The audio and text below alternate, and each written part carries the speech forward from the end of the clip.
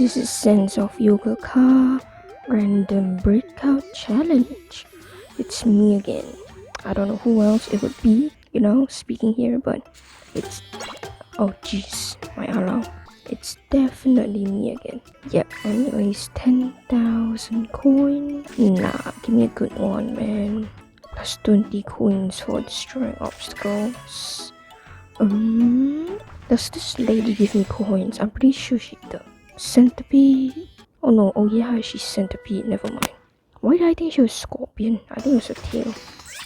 Anyway, centipede. Yeah, you do get some sort of coins from her jar breaking, so there's that. Jar breaking? What do you call those vases? I suppose they're pretty ornamental, so maybe a vase. There we go, a bit more coins. I do wonder how many she gives in total for each vase she cracks, but who knows, man. 1, 2, 3, 4. There we go. Let's see how much you get. 1,789.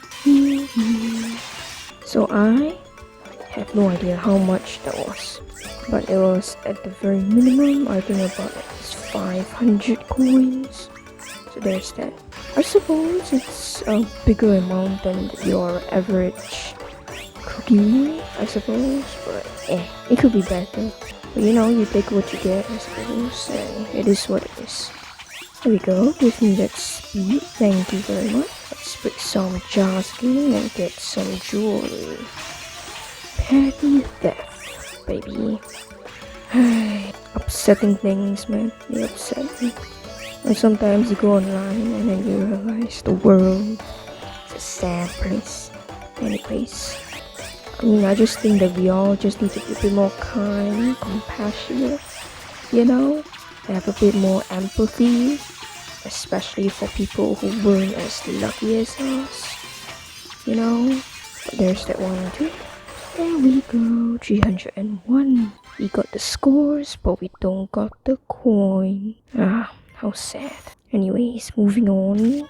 Where is this? Give me a coin, mister. Ooh, alright, this is good.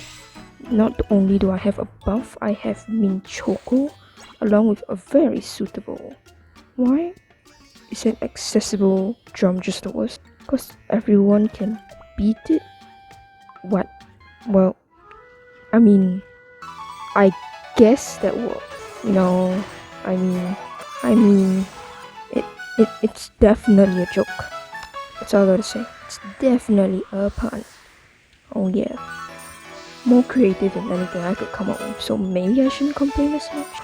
You will never know. Right, anyways, I was talking about a bunch of upsetting things just now. And actually, now that I think about it, I actually don't want to think about that anymore. I guess it just makes me a bit sad sometimes, it's like, man, the world is already such a bad place now. We just be a bit more kind, man. Like, not everybody's out to get you. You get what I'm saying? Like, people also live their own lives, Okay, so I'll be honest here.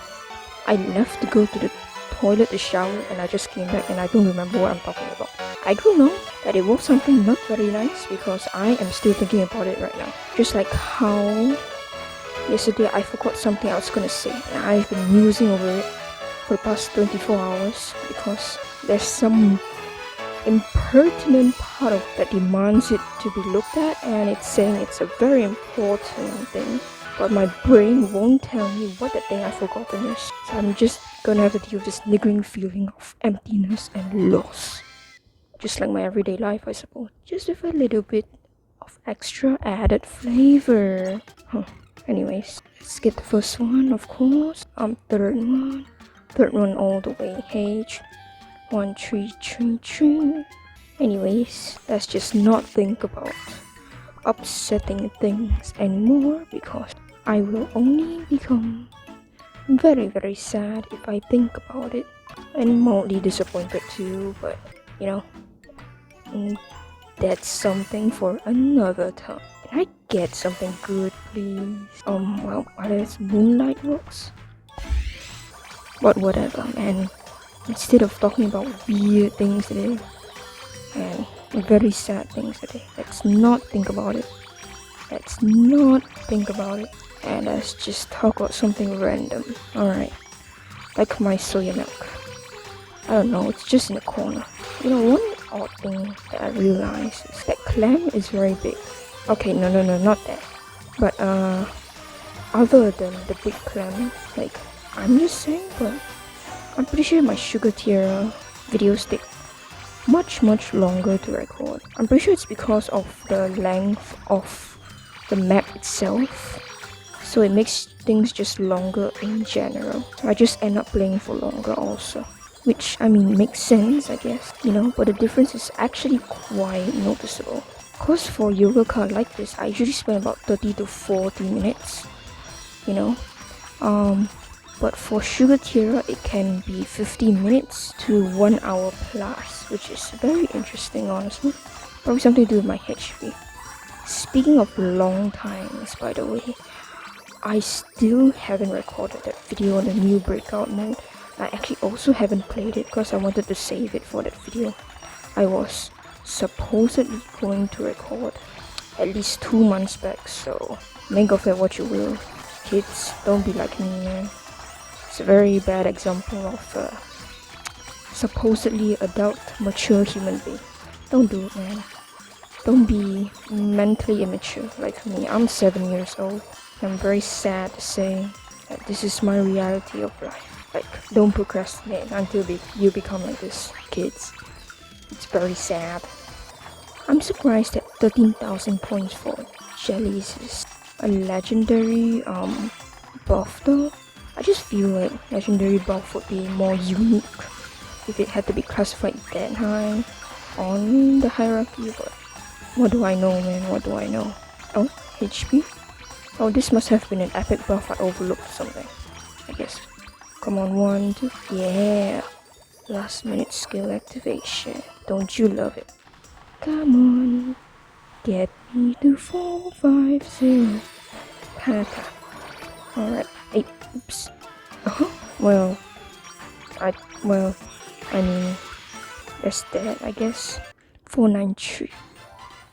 If I managed to do a successful double jump back there, I probably would have gotten 500 maybe, but who knows, I guess. It's all for the me of an alternate reality to think about.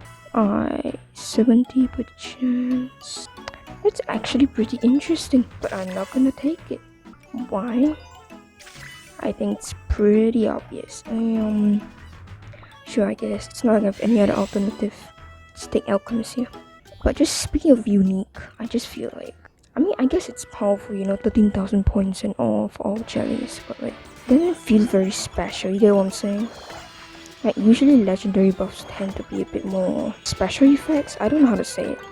Like, usually legendary buffs are something that you can't get by just like multiplying the effects of an epic buff, you know?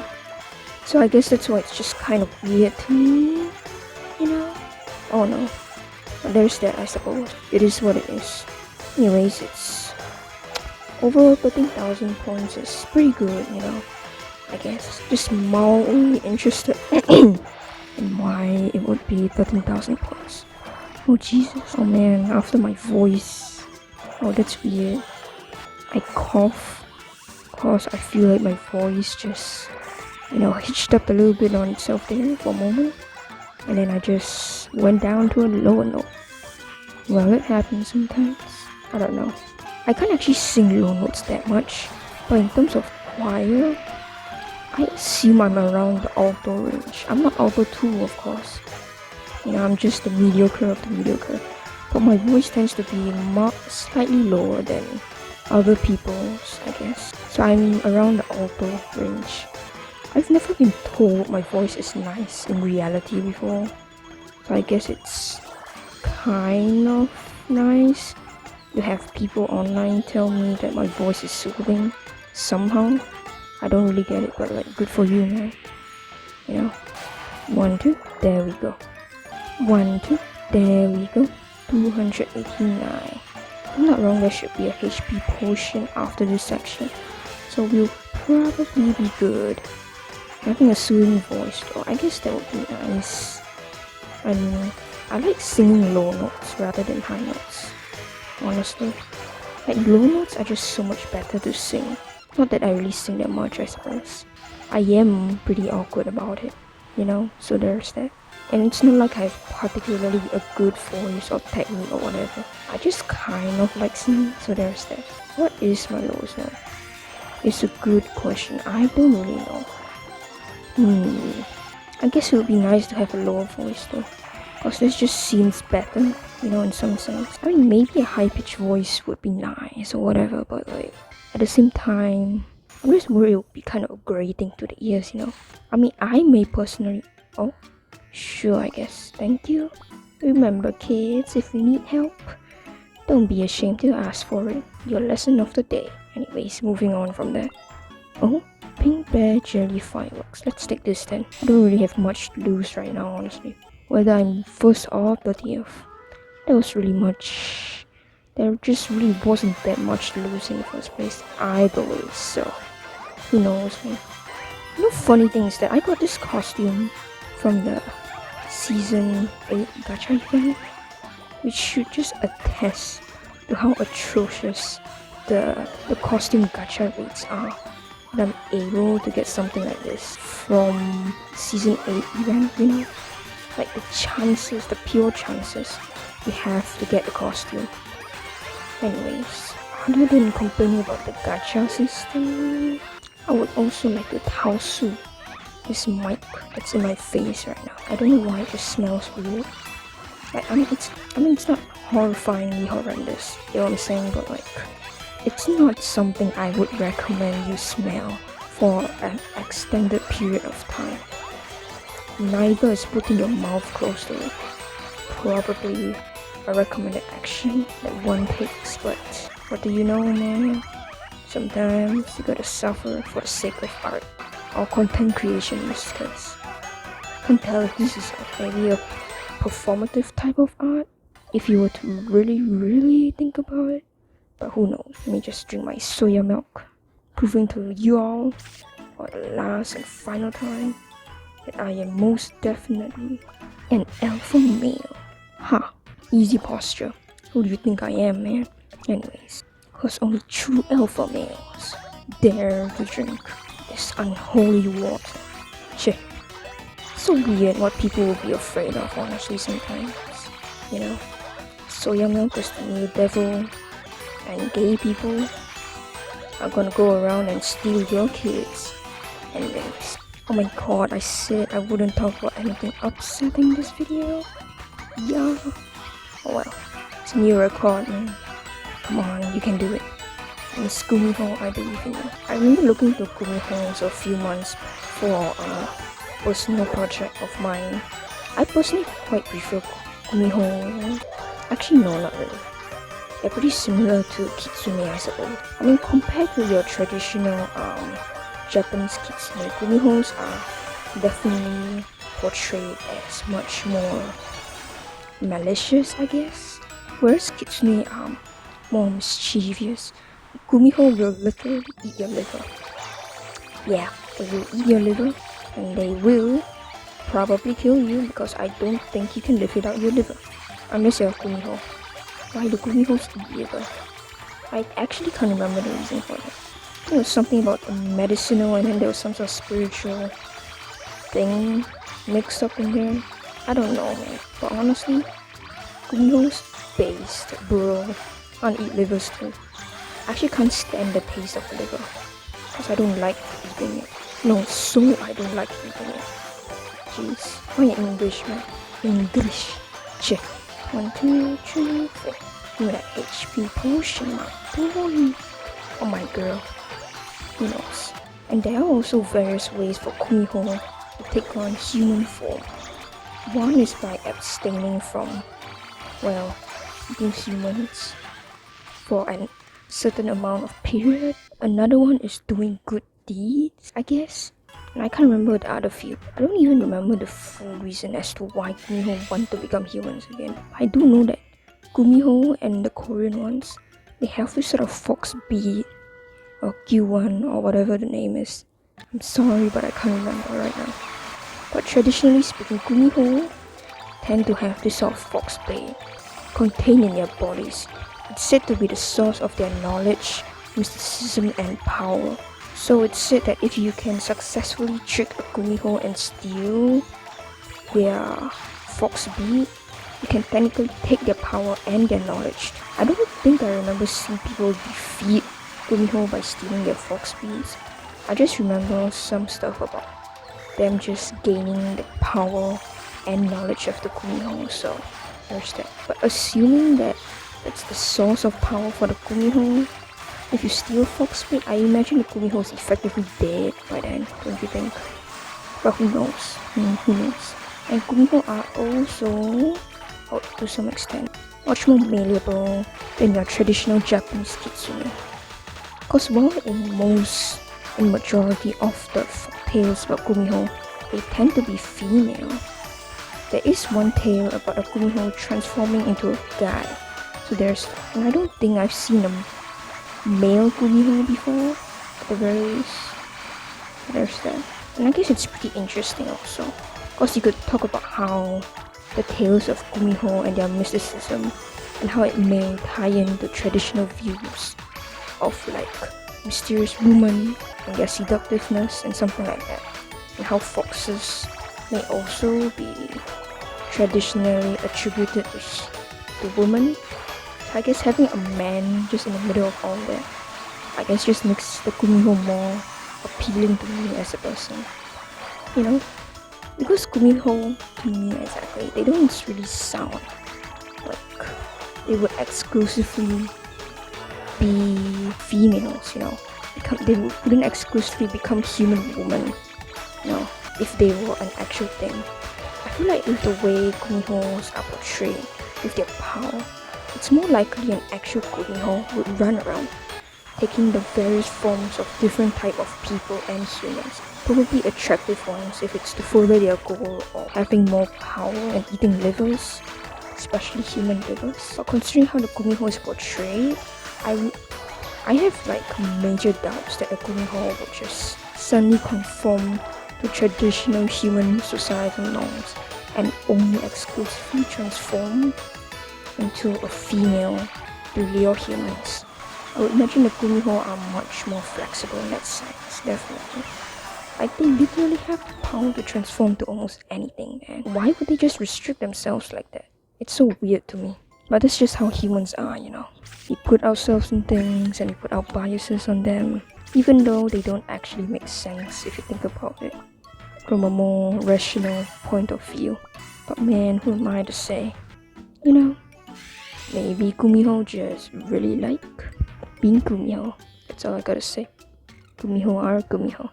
Speaking of ancient folktales and whatever, I also did some research on Bakeneko and Nekomata, both of which originate from Japanese mythology or folktale.